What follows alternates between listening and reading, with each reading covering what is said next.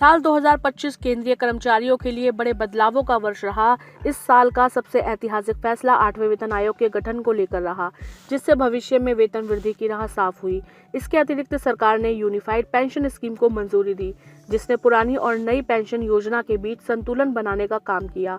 पूरे साल के दौरान महंगाई भत्ते में समय समय पर बढ़ोतरी, ग्रेच्युटी नियमों में सुधार और पेंशन विड्रॉल की प्रक्रियाओं को सरल बनाने जैसे कई महत्वपूर्ण कदम उठाए गए।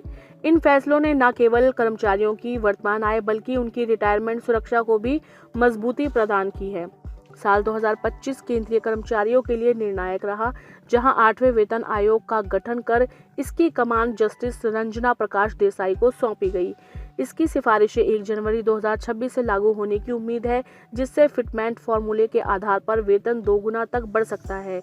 इसका लाभ 50 लाख कर्मचारियों और 69 लाख पेंशन भोगियों को मिलेगा। इसके अतिरिक्त इस वर्ष महंगाई भत्ते में कुल 2% और 3% की 2 वृद्धियां की गई हैं, जिससे वर्तमान डीए 58% के स्तर पर पहुंच गया है। इन फैसलों ने कर्मचारियों की आय और भविष्य की सुरक्षा में बड़ी बढ़ोतरी की है। पेंशन कोष नियामक यानी PFRDA ने सरकारी कर्मचारियों के लिए राष्ट्रीय पेंशन प्रणाली में कई बदलाव किए हैं।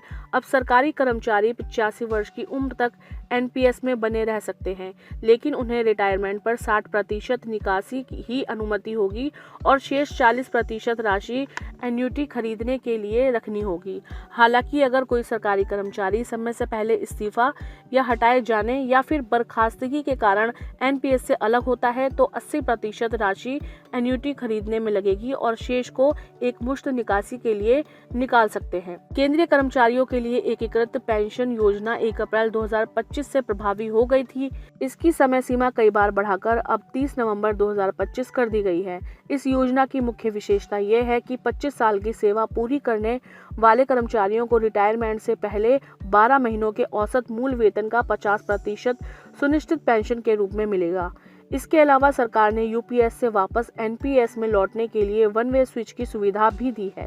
हालांकि ये विकल्प अनुशासनात्मक कार्रवाई या बर्खास्तगी का सामना कर रहे कर्मचारियों के लिए उपलब्ध नहीं होगा। सरकार ने NPS और UPS के तहत केंद्र सरकार के कर्मचारियों के लिए 2 नए निवेश विकल्पों लाइफ साइकिल और बैलेंस्ड लाइफ साइकिल को मंजूरी दी है।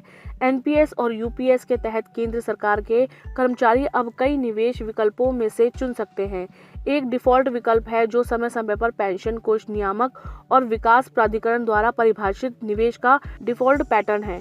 दूसरा विकल्प स्कीम जी है, जिसमें कम जोखिम निश्चित रिटर्न के लिए 100% निवेश सरकारी प्रतिभूतियों में होगा।